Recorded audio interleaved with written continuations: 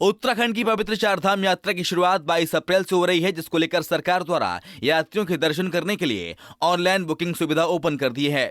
जो भी उत्तराखंड के श्रद्धालु यात्रा के लिए आएंगे, उससे पहले उन्हें रजिस्ट्रेशन कराना अनिवार्य होगा, जिसको लेकर तीर्थ पुरोहित इस प्रक्रिया का विरोध कर रहे हैं। दरअसल चारों धामों से पहुंचे तीर्थ पुरोहितों ने सीएम धामी से मुलाकात कर रजिस्ट्रेशन प्रक्रिया को समाप्त करने की मांग की। इस प्रक्रिया को समाप्त करने के पीछे सभी पंडा पुरोहितों ने अपने अपने तर्क दिए, जिसमें यमुनोत्री पुरोहित महासभा के अध्यक्ष पुरुषोत्तम उनियाल ने बताया कि चारों धाम की यात्रा विश्व प्रसिद्ध यात्रा है। श्रद्धालु यहां पर चतुर्वर्ग फल प्राप्ति के लिए आते हैं।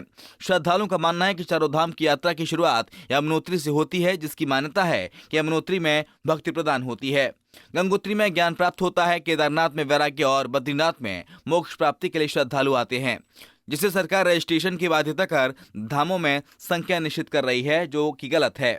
अध्यक्ष पुरोहित महासभा यमुनोत्री धाम। तो उनियाल जी, आप लोगों का विरोध किस बात का है? विरोध इस बात का है सर कि यात्रा क्यों चलती है। सबसे पहले तो ये देखो कि उत्तराखंड की जो यात्रा है ये चतुर्वर्ग फल प्राप्ति के लिए चलती है। शुरुआत होती है जिसकी यमुनोत्री धाम से, तो जो श्रद्धालु आता है वो इसी 4 प्रकार से आता है। यमुनोत्री में भक्ति प्रदान होती है, गंगोत्री में ज्ञान मिलता है, केदारनाथ में वैराग्य प्राप्त होता है, बद्री धाम में मोक्ष। इसी चतुर्वर्ग फल प्राप्ति के लिए उत्तराखंड के 4 धाम जो है विश्वविख्यात है। तो इसको आप अगर रोक देंगे, जो जिनको पता है, सभी धार्मिक जो हमारे सनातन धर्मावलंबी हैं, अनुयायी हैं, वो जब भी आते हैं वो इसी प्रकार से यात्रा करते हैं, तो इसमें जो है आप अगर रोक देंगे तो वो थोड़ा अनुचित है। वहीं चारधाम तीर्थ पुरोहित महापंचायत के अध्यक्ष सुरेश सिमवाल का कहना है कि भक्त और भगवान के बीच सरकार रजिस्ट्रेशन को ला रही है, जिससे श्रद्धालुओं को दिक्कत का सामना करना पड़ रहा है, जिसकी वजह से बहुत से श्रद्धालुओं को पिछली बार बिना यात्रा किए ही वापस जाना पड़ा। मैं भी सुन भी रहा था कि भक्त और भगवान के बीच में जो है रजिस्ट्रेशन खड़ा हो गया। ये संशय पैदा कर रहे हैं लोग रजिस्ट्रेशन करवा कर, और लोगों को परेशान कर रहे हैं। आप बताइए, यात्री जो गांव देहात का यात्री पिछली बार वापस गया, हजारों यात्री यहाँ से, उसको पता ही नहीं ऑनलाइन क्या होता है। तो आप रजिस्ट्रेशन से क्या सिद्ध करना चाहते हैं?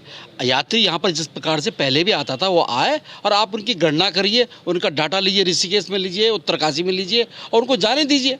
तो आप क्यों बीच में मतलब दीवार की तरह खड़े होना चाह रहे हैं? हम तो ये इसका विरोध करते हैं। साथ ही ब्रजेश सती का कहना है, आज हम लोगों ने सीएम धामी से मुलाकात कर अपना पक्ष रखा है। अगर सरकार रजिस्ट्रेशन प्रक्रिया को जल्द समाप्त नहीं करती है तो यात्रा से जुड़े व्यवसायी और तीर्थ पुरोहितों के साथ बैठकर आगे की रणनीति तय की जाएगी। सीएम साहब से मिलकर के हमारे साथ गंगोत्री और यमुनोत्री के विधायक भी थे।